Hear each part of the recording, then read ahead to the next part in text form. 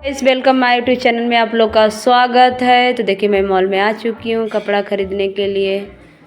तो चलती हूँ, देखती हूँ, पूरा बहुत सारा कपड़ा फेंका हुआ है। तो देखती हूँ पसंद आती है कि नहीं आती है। आएगी तो ठीक, नहीं तो चलेंगे दूसरी मॉल में, क्योंकि यहाँ पे पसंद भी नहीं आता है जल्दी छोटे बच्चों के लिए। तो इतना मॉल में कपड़ा दिखता है कि समझ में नहीं आता है, व्यक्ति परेशान हो जाता है। तो गाइस नहीं समझ में आएगा तो चलिए मैं दूसरी तरफ चलती हूँ, नहीं पसंद आ रहा है तो गाइस चलो मैं दूसरी तरफ। तो गाइस नहीं पसंद आ रहा है, अभी मुझे लग रहा है कि कपड़ा ही नहीं पसंद आ रहा है। तो मैं चलती हूँ, अब किराना का सामान लेना है। मैं आ गई किराना के सामान लेने के लिए। तो मैं चलती हूँ, अभी दाल वगैरह ले लूँ, चीनी वगैरह लेना था। घर का सारा किचन का सामान ख़त्म हो गया था। तो मैं फटाफट चलती हूँ, जो भी चीज़ लेना है। दाल ले चुकी हूँ, चीनी भी ले चुकी हूँ। तो मैं फिर से दाल कुछ कम हो रहा है तो फिर ले लूँ, क्योंकि बड़ा परिवार है। तो परिवार में महीने में आराम से 8-10 किलो दाल लग जाती है हमारे यहाँ। तो गाइस आप देखिए, मॉल में आने के बाद सारी सामान उपलब्ध मिल जाता है। दुकान पे जाने के बाद 2 घंटा से कम नहीं लगता है। और मॉल में आने के बाद समय भी बच जाता है और सारा सामान भी मिल जाता है दोस्तों। तो इसीलिए मैं अक्सर मॉल में ही सामान लेने आती हूँ, क्योंकि यहाँ पे आने के बाद अपने मनपसंद का सारा सामान दिखता है और व्यक्ति ले भी लेता है। तो इसीलिए मैं अक्सर मॉल से ही सामान ले जाती हूँ। मुझे लगता है कि सही है, छूट भी कुछ मिल जाती है मॉल वगैरह में, क्योंकि दुकान पे पता नहीं कब का लोग रखे रहते हैं। तो इसीलिए मैं दुकान से बहुत कम सामान लेती हूँ। अक्सर मैं मॉल से ही सामान खरीद के ले जाती हूँ हर महीना।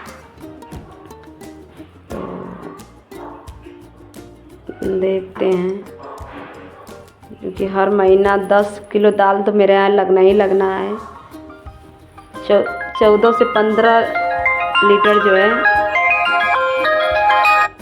तेल लग जाता है हमारे यहाँ।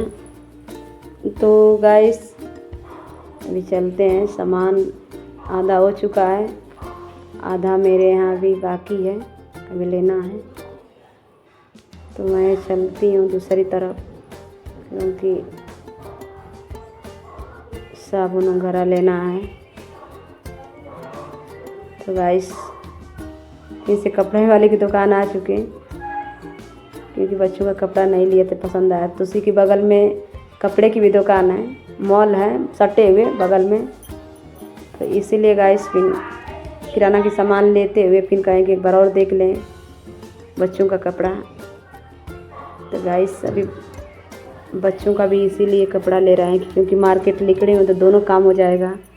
किराना का सामान भी ले लें, और उसी के बगल में भी एक मॉल है, वहाँ से भी सोचिए कि बच्चों के लिए मैं पसंद आ जाएगी तो एक आध सीट ले लूँगी बच्चों के लिए। तो मैं फिर से आ गई, में किराना की सामान कुछ कम था। तो फिर से उसी सटे हुए बगल में ही है, आसपास में एक तरफ किराना की दुकान है, एक तरफ जो है कि मॉल किराना का भी है और कपड़े का भी है, दोनों आसपास में ही है। इसी वजह से हम सोचे हैं कि दोनों मेरा काम हो जाएगा, समय भी बच जाएगा। तो गाइस